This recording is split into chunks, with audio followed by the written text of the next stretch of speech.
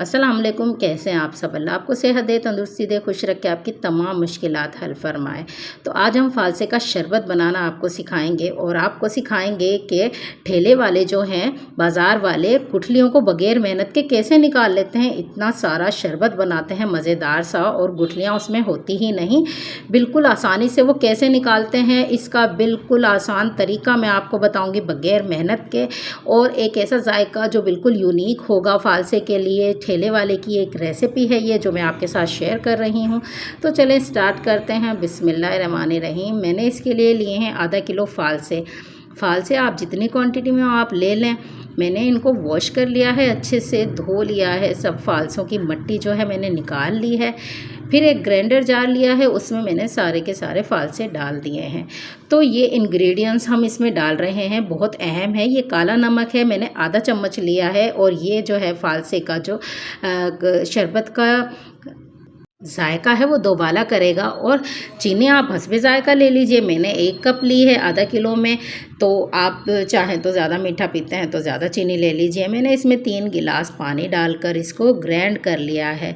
तो चलें अब हम आपको 2 तरीके बताते हैं गुठलियाँ निकालने के। एक तो ये है कि आपने एक बड़ी सी जो है छन्नी लेनी है, उसमें आपने इसको ऐसे निकालना है। और इसको जो निकालने का बेस्ट तरीका है वो मैं आपको आगे बताऊंगी। कुछ लोग इस तरह से करते हैं जैसे मैं आपको दिखा रही हूँ। तो ये गूदा जो है हमारा रह जाता है, नीचे पानी पानी चला जाता है, तो इसमें मज़ा नहीं आता। ठेले वालों का जो है वो गूदा भी आता है, उसका फ्लेवर आता है, उसका जो है ये थोड़े थोड़े क्रम्स इसके जो हैं वो आ रहे होते हैं। वो कैसे आते हैं मैं आपको बताती हूँ। एक तरीका तो ये है, आप इस तरह कर लें, आपकी गुठलियाँ रिलीज़ हो जाएंगी।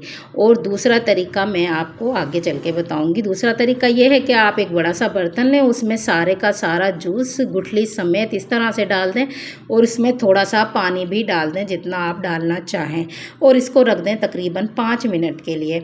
5 मिनट बाद इसकी जो है गुठलियाँ वो बैठ जाएंगी नीचे। आपको बिल्कुल मेहनत नहीं करनी पड़ेगी, इसमें गुठलियाँ बिल्कुल मिक्स नहीं होंगी।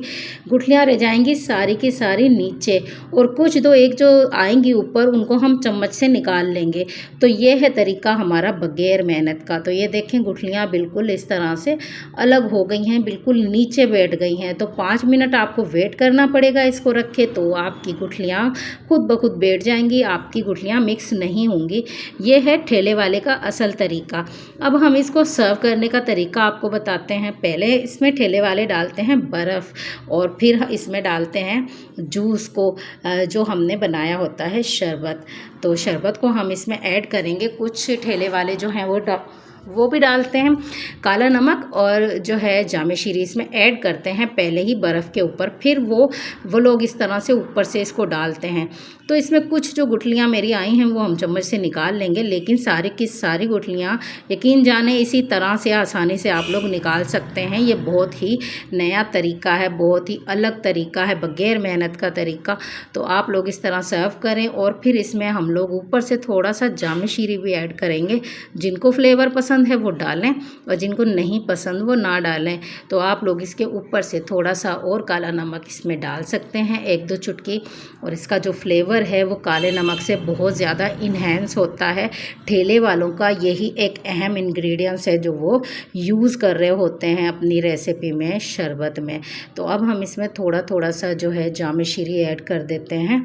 जामे शीरी का जायका मुझे भी पसंद है, लेकिन जो है इसमें फ़ालसे का शरबत में इसी तरह से पीती हूँ बगैर जामे शीरी के। तो हमने इसमें थोड़ा जामे शीरी मिलाया है। इसको चम्मच से आप लोग मिक्स कर लीजिए और इसको सर्व कर दीजिए अच्छी खासी बर्फ़ डाल के, ताकि ये ठंडा ठंडा आपके जिस्म में लगे तो आपको गर्मी का एहसास ना हो। तो ये इस तरह से हम लोग चम्मच से मिला लेंगे अच्छे से। और फिर ये देखें एक भी गुठली आपको नज़र नहीं आ रही। मैंने इसको बगैर उसके जो है छाना है। हमने इसको 5 मिनट रख कर फिर हमने इसको जो है दिया है। तो इस तरह से आप लोग बनाएं। रेसिपी पसंद आए तो प्लीज़ चैनल को सब्सक्राइब कीजिएगा, लाइक कीजिएगा, शेयर कीजिएगा, मुझे दुआओं में याद रखिएगा। तो बनाकर ज़रूर ट्राई कीजिएगा। इस तरह से बहुत आसानी से बन जाता है। मुझे दें इजाज़त, दुआओं में याद रखिएगा। अल्लाह हाफिज़।